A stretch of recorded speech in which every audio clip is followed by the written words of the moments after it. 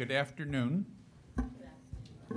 My name is Leo Casey. I am the Executive Director of the Albert Schenker Institute, and I'd like to welcome you here today to our monthly conversation series. And today, our topic is Florida education reform under Jeb Bush, miracle or mirage. When we originally conceived of this session, Jeb Bush looked like a more formidable presidential candidate than he does at the moment. But I would tell you simply that there is a chapter in this story that is yet to be written called The Empire Strikes Back.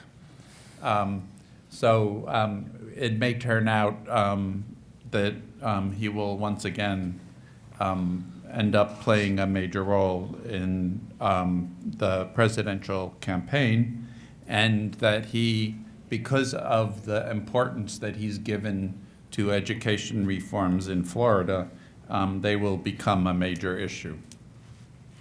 We have put together today, I think, a very interesting panel for you to look at these issues in some more depth. Starting off, immediately to my left is Andrew Spar, who is the president of the Volusia Teachers Organization in Florida, a position he's held for the last 12 years. Andrew is a music teacher.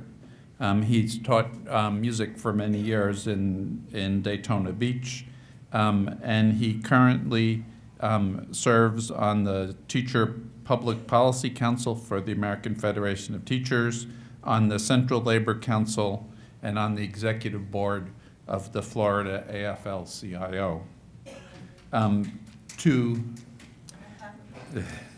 To Andrew's left is Sherman Dorne. Sherman is an educational historian and demographer, and he had the capacity to watch the Florida reforms up close because for close to 20 years he taught in the School of Education at the University of South Florida. He then decided that Florida was a little too sedate for his educational tastes, and he's gone off to Arizona, where he is now currently based. For 5 years, he was the editor of Educational Policy Analysis Archives. And for today, for this afternoon, Matt DeCarlo is on my far left.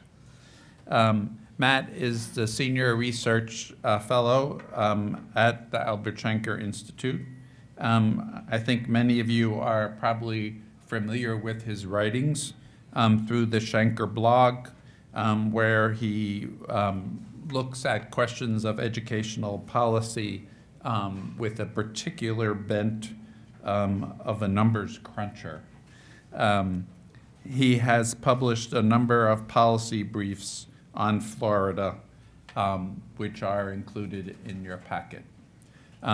For those of you who wish to follow along on hashtag, and for those of you back in Florida and around the country who are watching us live stream and want to send your questions in, you can do so on Twitter using the hashtag Florida Reforms. For those of you in-house, we've given you all little index cards that you can write your question on when we get to that point in the agenda. So without any further ado, let me begin with Andrew Spar.